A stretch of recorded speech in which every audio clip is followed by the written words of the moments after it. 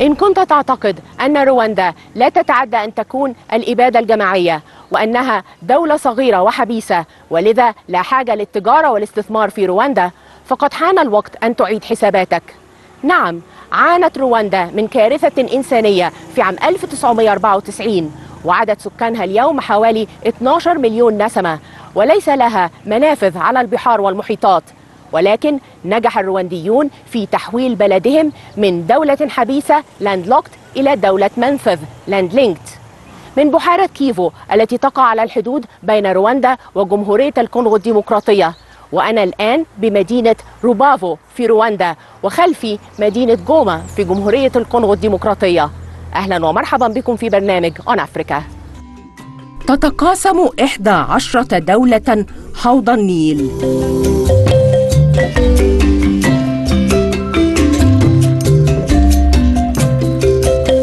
ورواندا دولة من دول منبع نهر النيل.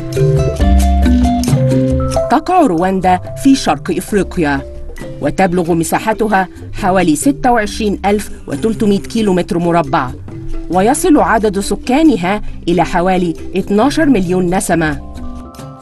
تشتهر رواندا بشلالات رسومو التي تقع في جنوب شرق البلاد وعلى الحدود بين رواندا وتنزانيا، وتعد شلالات رسومو مصدراً من مصادر مياه النيل. وتطل مدينة روبافو التي تقع في شمال غرب رواندا ومدينة جوما في شرق جمهورية الكونغو الديمقراطية على بحيرة كيفو. وروبافو مدينة صغيرة واسمها القديم جيسانيي، ويعيش سكان روبافو بين مرتفعات رواندا التي تعرف بأرض الألف تل. وتتميز رواندا بمناخ معتدل بسبب ارتفاعها عن مستوى سطح البحر، وذلك رغم وقوعها جنوب خط الاستواء بحوالي 120 كيلومتر فقط. شهدت مدينة روبافو أو جيسانيي سابقاً إبادة جماعية بدأت في رواندا في إبريل 1994 واستمرت لمدة 100 يوم، وأدت إلى مقتل أكثر من 1,000,000 شخص في البلاد وهروب عشرات الآلاف من اللاجئين من رواندا إلى جوما في جمهورية الكونغو الديمقراطية، وغير ذلك من آثار مريرة ومدمرة.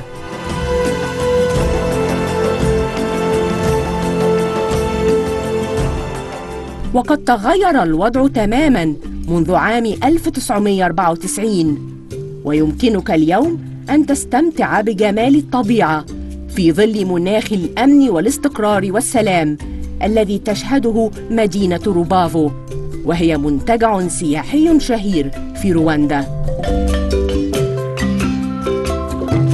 ويمكنك أن تستقل قارباً من مدينة روبافو لتبحر في بحيرة كيفو، إحدى البحيرات العظمى الإفريقية وأكبر بحيرة للمياه العذبة في رواندا.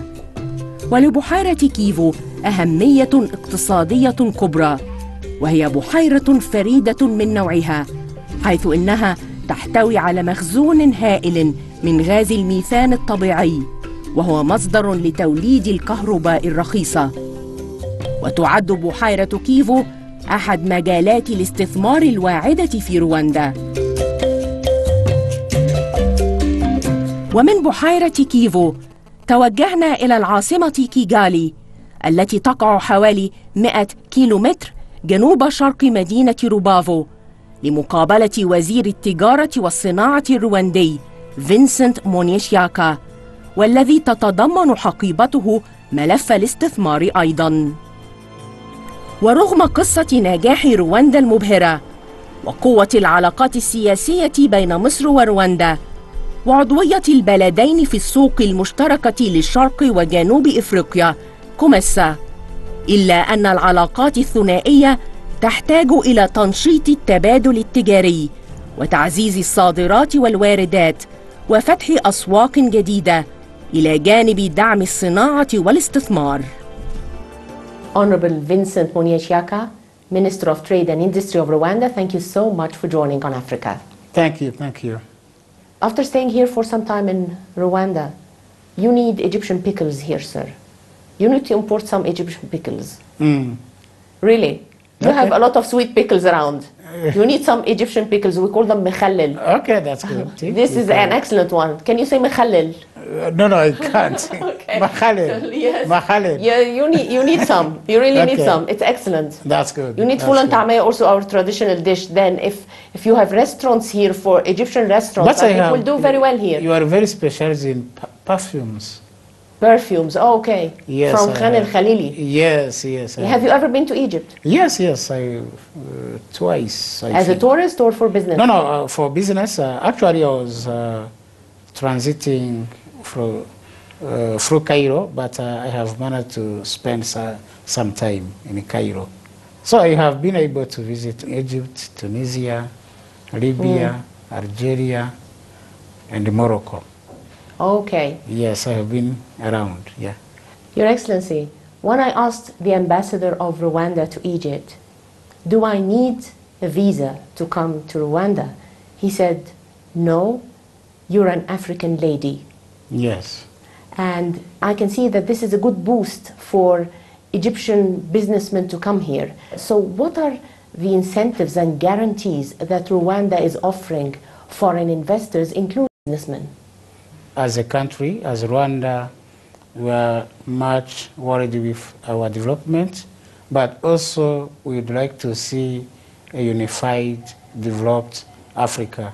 So that is actually a decision from our highest leader to make sure that Africans, we can move freely, we can, and actually movement of people are related to movement of goods, related to movement of investment, because if people can move easily, you can easily improve trading relationship, investment relationship. Actually, our country, we want the development of Africa, but also development of Rwanda. So Egypt being part of Africa, so your sisters, brothers, so, and on that note, actually we'd like to see intra-Africa trade relationship. For instance, why do I have, for instance, if I would like to connect to Cairo, why do I have to go through another continent? Through Nairobi or to come Addis back? Ababa? No. That's okay. That's okay if I'm going through Mr. Nairobi, Minister, you spend a lot of time traveling this way. Yes, I mean, this it is would a lot be of better time. to have direct But flights. we have situation where You go to Europe first. You have to go through another continent to come back to Africa, and yet you are coming from Africa. So Yes. I think we need to think twice to see how we can how we can free movement of people, movement of goods. So there is no way you can develop, have strong trade relationship without actually having the right infrastructure to facilitate movement of people, movement of goods. That's why the decision of removing visa for Africans, that was a good one, but above our friendship, above our neighboring relationship, actually it will yield into businesses. What are the incentives and guarantees that Rwanda is offering foreign businessmen, including Egyptians? About the incentives we have a very comprehensive investment code where actually we have a set of legal incentive given to any potential investor to this country, and we have to go by law, and we have to go by our investment code. Mr. Minister, how do you see Rwanda today compared to where it was after the 1994 genocide? Our country has made some tremendous development in terms of human development, in terms of rebuilding the country, And right now, I'm quite happy with where Rwanda is now. Maybe if I can be more specific, as a country, we have managed to have a very consistent economic growth, where, for instance, for the last 15 years, we have seen an economic growth of around 80% on an annual basis. At the same time, we have managed actually to reduce poverty in our country, where, for instance, right now, poverty levels have reduced. Right now, we have like 49% of our population under poverty line. But also, at the same time, we have seen actually disparities among our population reducing, simply because we have managed to put in place social protection programs where, for instance, we have seen inequalities among Rwandans reducing, simply because we have managed to tackle that element of social life, social affairs, where the country has managed to put in place social protection programs. For me, in a simple word, Rwanda now is a country on the development way, and it is going forward. We can reach the middle income status country very soon. So this is a country on move. In summary, I can tell this is a country on move on all sides, being actually rebuilding our human capital, rebuilding our security, but also embarking on development agenda, but also making sure that actually the bottom line, how our population can benefit from this development agenda, we are embarking on it. So this is a country on move. The volume of trade between Rwanda and Egypt is about 26.7 million US dollars. Yes. And this is low. How do you rate trade relations between Rwanda and Egypt today? If you try even to disaggregate that figure, you shall see that more than 99% of it is imports from Egypt to Rwanda. So, meaning that is like a one-way trade relation. And in terms of export from Rwanda to Egypt, it is only 0.2 million US dollar. And for us, this is giving us an indication on opportunities to increase trade relationship between the two countries, where, for instance, in our country, we have managed to have a clear strategy for export promotion, and actually Egypt can be one of our export destination. So we do have actually some trade relationship with Egypt, but actually my point here, there are big opportunities for both countries. If you try to see and analyze our trade relationship with Egypt, actually every year we have managed to have two kind of Egypt trade fair where actually Egyptian businessmen come twice a year to exhibit their produces here in the country.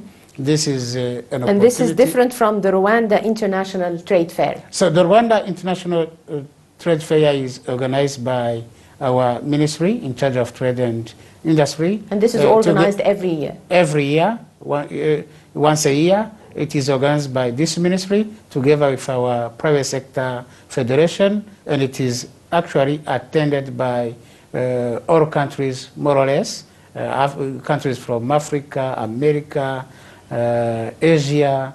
So this is the one organized by our country. But there is another trade fair by Egyptians coming from Egypt. Coming from Egypt and actually exhibiting the products here in the country, and it is done twice a year.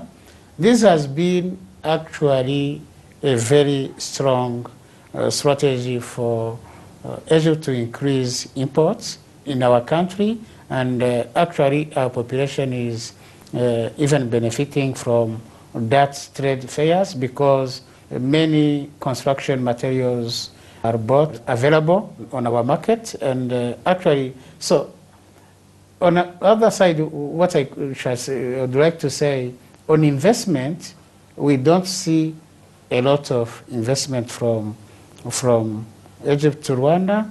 And you don't have many Egyptian investors we don't have many. We have ones in our mining sector, but actually, when I try to understand our relationship, I have seen that actually Rwanda were focusing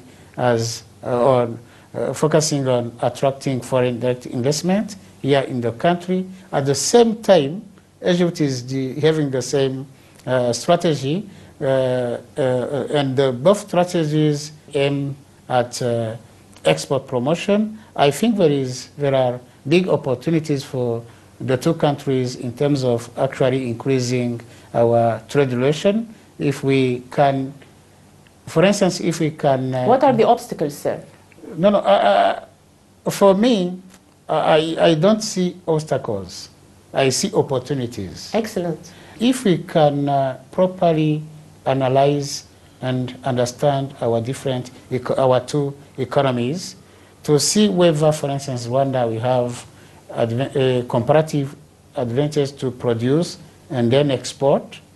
At the same time, on the side of Egypt, to see where they have comparative advantage for producing in Egypt and then export in Rwanda. And I think if we can have such kind of dialogue, conversation, we can find mutual benefits and actually see how we can increase our trade relationship. Me, I'm seeing that as opportunity. For instance, we're not exporting tea in Egypt, and I know Egyptians are big consumers of tea, yes. And we have a good quality tea in our country. For instance, in case of Uganda, the tea goes from Uganda to Kenya, to the multinationals, and then to Egypt through Mombasa. Do we get Rwandan tea, but the package is the multinational name? Like, do we get really Rwandan tea in Egypt, or do you also sell your tea in Kenya? The multinationals would take your tea and then do the packaging and then export to Egypt? Actually, we're having a similar process where actually so it's not Rwandan tea anymore. And even coffee is auctioned on international markets, yes, be it through Kenya, Mombasa, and actually we even have some shops in Europe, like England. But what I was trying to say is there is an opportunity to increase our trade relation, for instance, on tea. Direct bilateral trade relationship on tea between Egypt and Rwanda. There is an opportunity because we're not... Directly, instead of going to the multinationals. We can use both. If we can sit together, the two delegations sitting together and then analyzing opportunities we have at hand, it is possible to go through international, but also going bilateral. Yeah. Yes. But don't you think that bilateral would be better for both countries, since both countries are members of COMESA, and at the same time it would be cheaper for Egyptian businessmen? Definitely it is. Definitely it is. This is actually an avenue we need to look into. Mr. Minister, do you have enough MOUs, memorandums of understanding between Egypt and Rwanda in terms of trade, for instance, that can help? Yeah, I think the one we have is... Signed MOUs. Yes, we have the one that we have signed in 2009.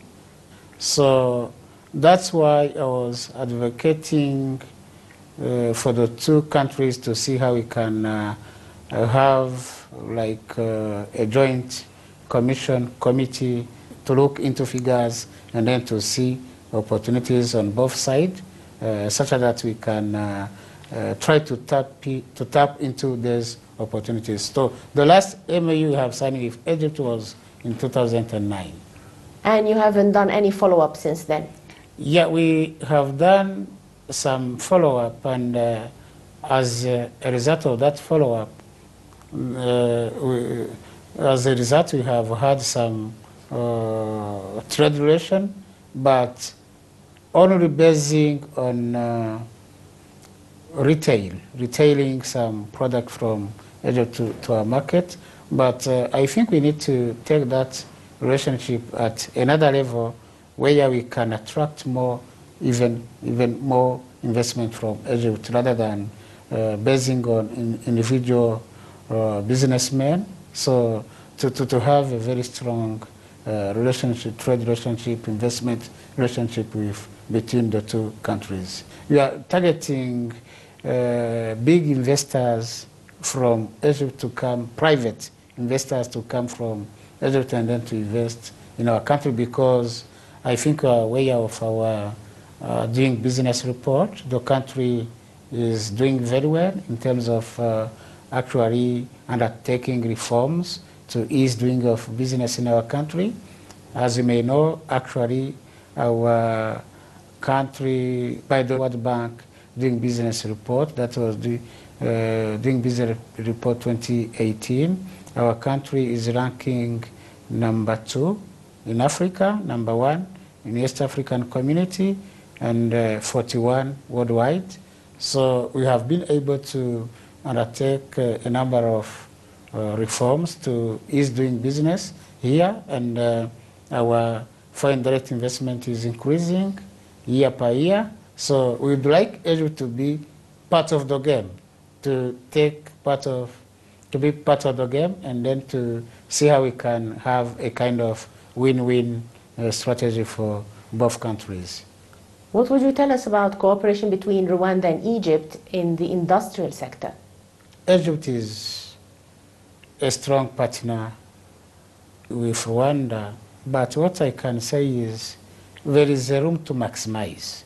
There is a room to maximize on investment, simply because, as I told you, if we try to see our relationship with Egypt, 99% is about import from Egypt to Rwanda, so export from Rwanda to Egypt not so much, less than 1% of our trade relationship.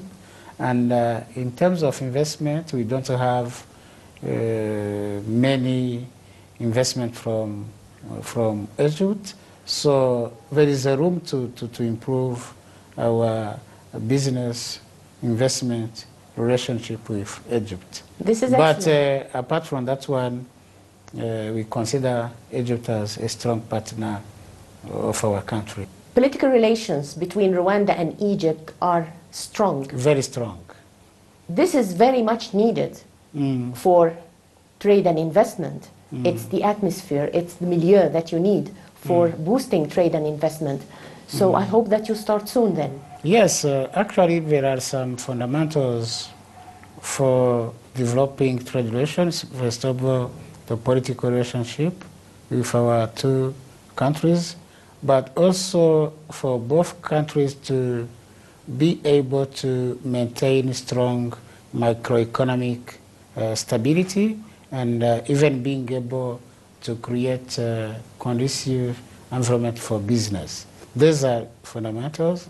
This is the foundation of any kind of investment, because investment is about building trust between the leadership of the country and the investment community, be it local investment community or even foreign investment community. So there is that kind of, we need to have a strong foundation to attract investment. Yeah.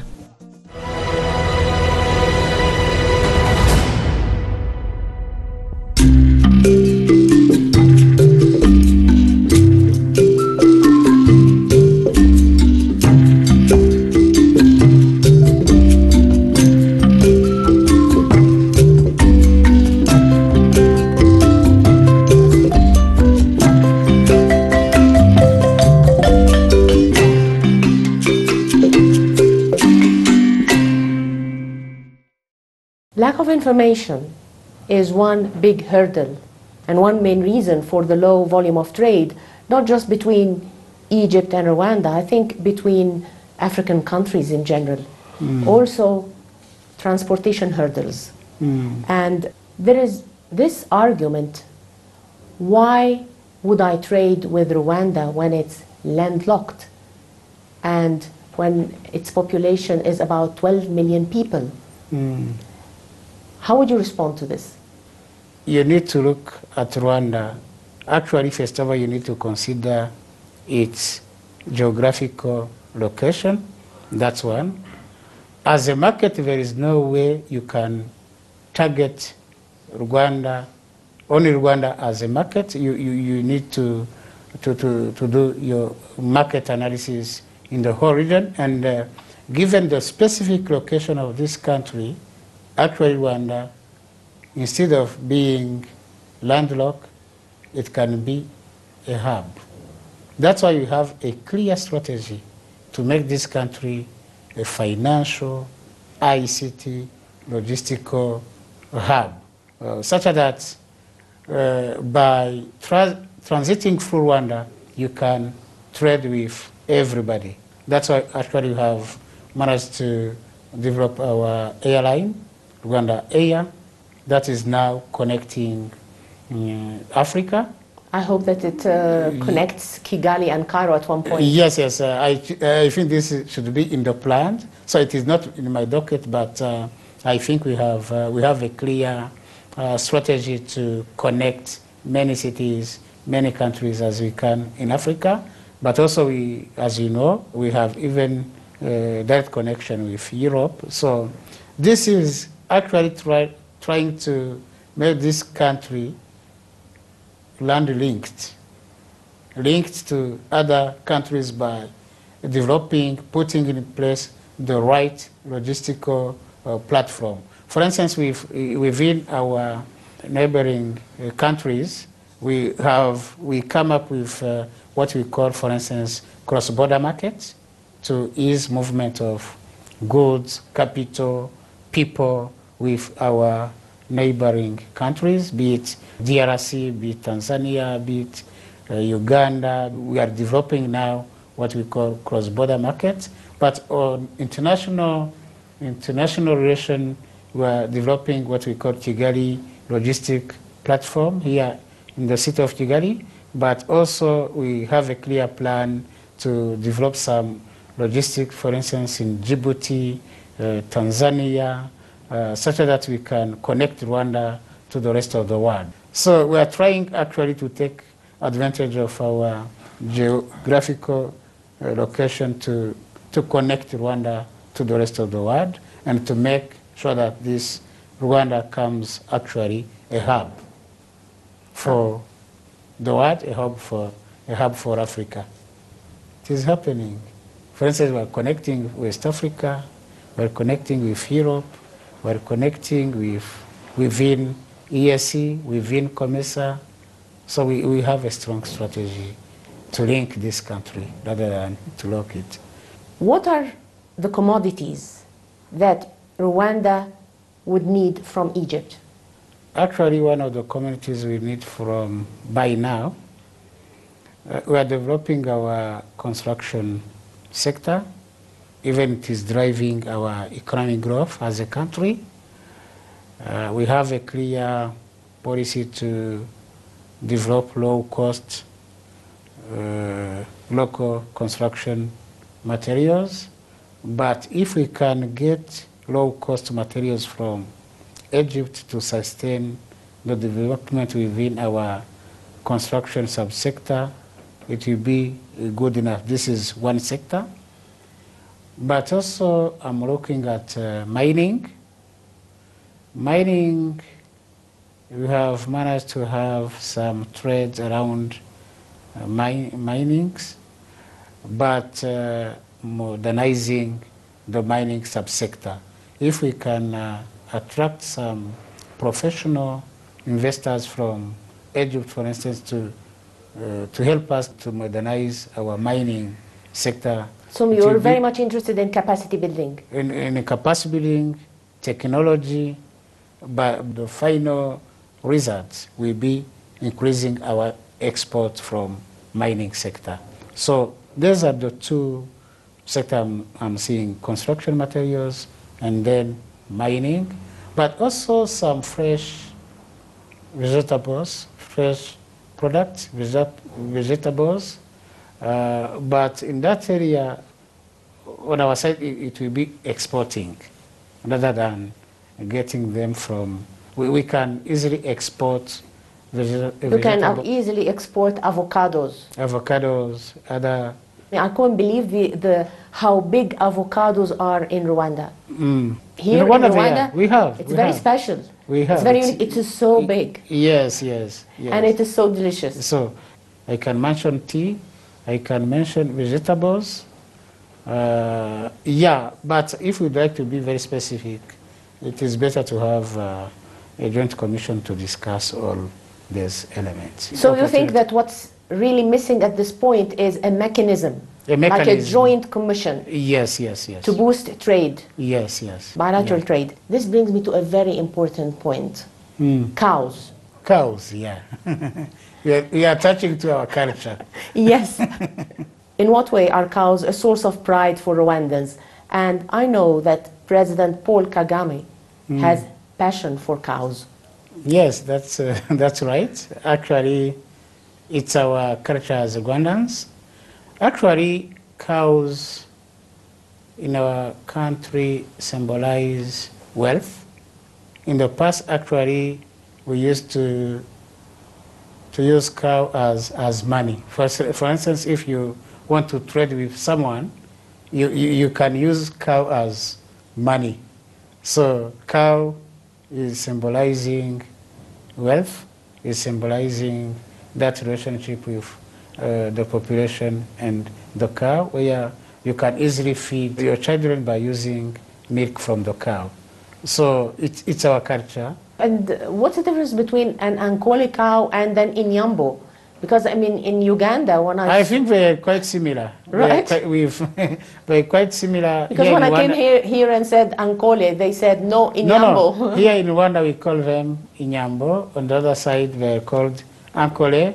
But Inyambo were not raised by any kind of the citizen. It was actually for the kings to have Inyambo, and these are very ceremonial cows used actually in official ceremonies at the king place, where actually Inyambo, it is not raised by a common citizen. It is for the king, and mainly it is for the king.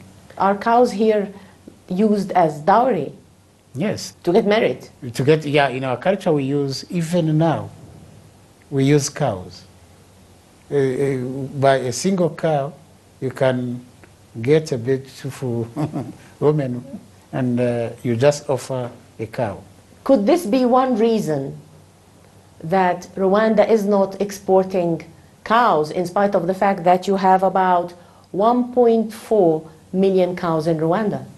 Could this mentality, this culture, be one reason why you're not exporting cows? No. Actually, we're trying to develop that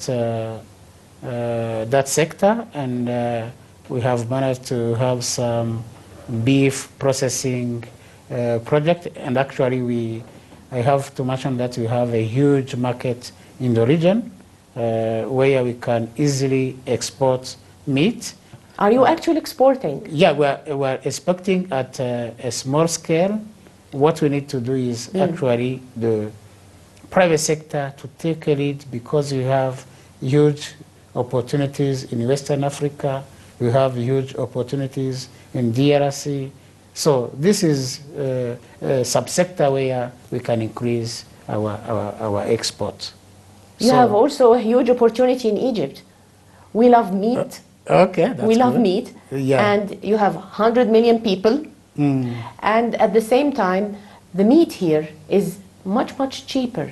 It's cheaper than in Egypt. I mean, 1 kilo of meat in Rwanda is about more or less $2 US. Okay.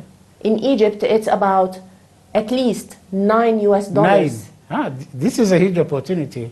This is a huge opportunity. I don't know why you're not I think working we on it. can look into that subsector to see how we can increase our exports to Egypt. So this is one area we can try to tap into. I have been mentioning tea, but also we can add meat for exporting to And you Egypt. have the industry for it here? We're trying to develop it. We have some industry by private sector, but we need to scaling it up to give it a big size and then to make it very professional and such that we can easily export to Africa, including Egypt. Great. Yeah. This sounds great. Thank you. Mr. Minister, I was told that cows, they walk all the way from Uganda through the cattle corridor to reach Sudan. And then from Sudan, they are sold to Egypt. Okay. But the problem when we get cows from Uganda after walking for so long is that we get cows with muscles. So the meat is not tender anymore. You want the meat to travel from Rwanda to Egypt rather than the cow. Directly. I mean, Yeah, so this is an opportunity to develop our meat industry, really. Because by even cow traveling from Uganda to South Sudan, then Egypt. We get them from Sudan, actually. From Sudan? Yes. So actually we need to modernize our meat industry. You're actually working with Egypt and other countries on this project of connecting Lake Victoria with the Mediterranean. Yeah.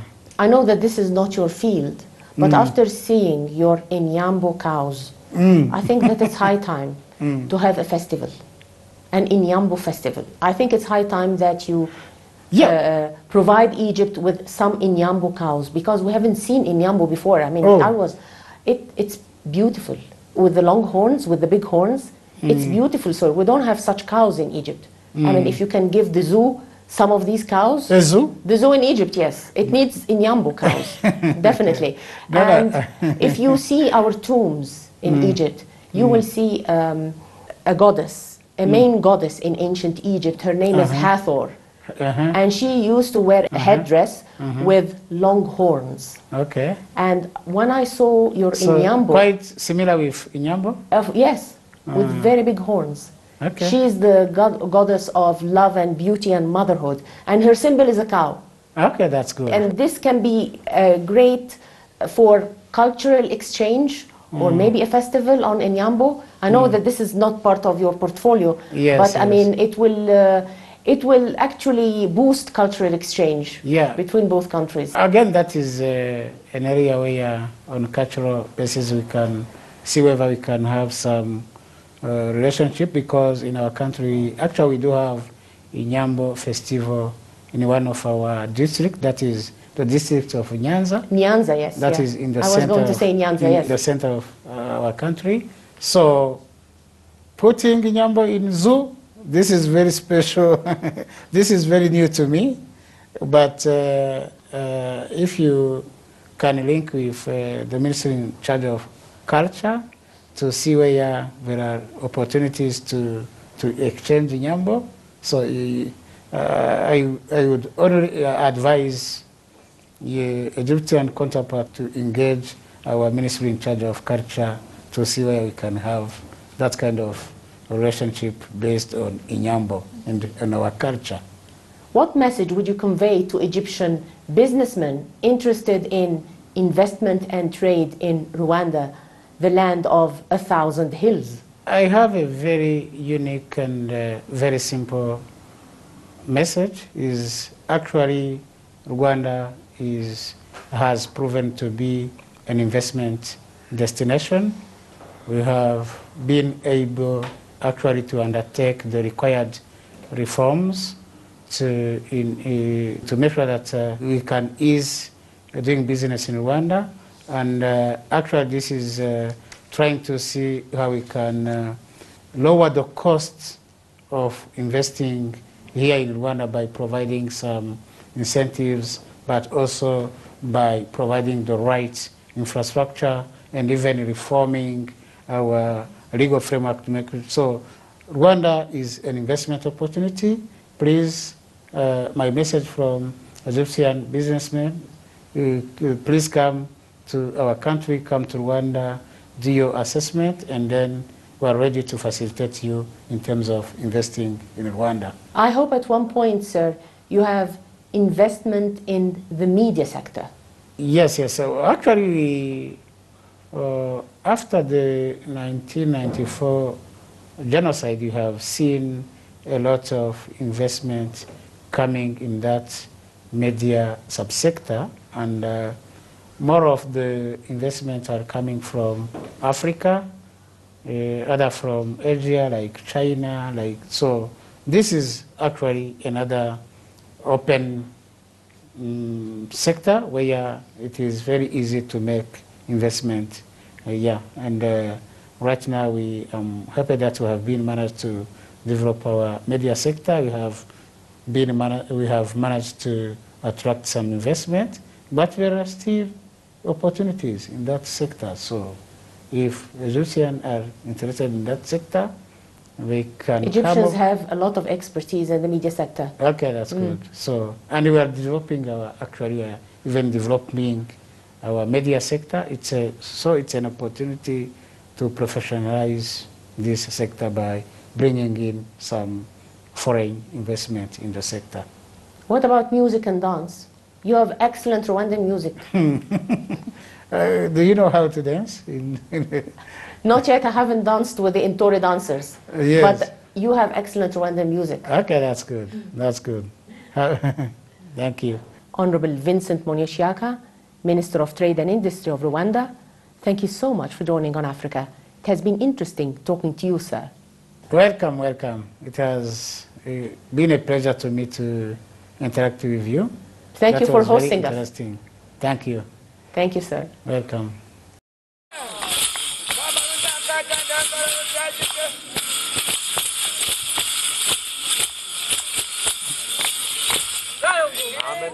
Hit the way!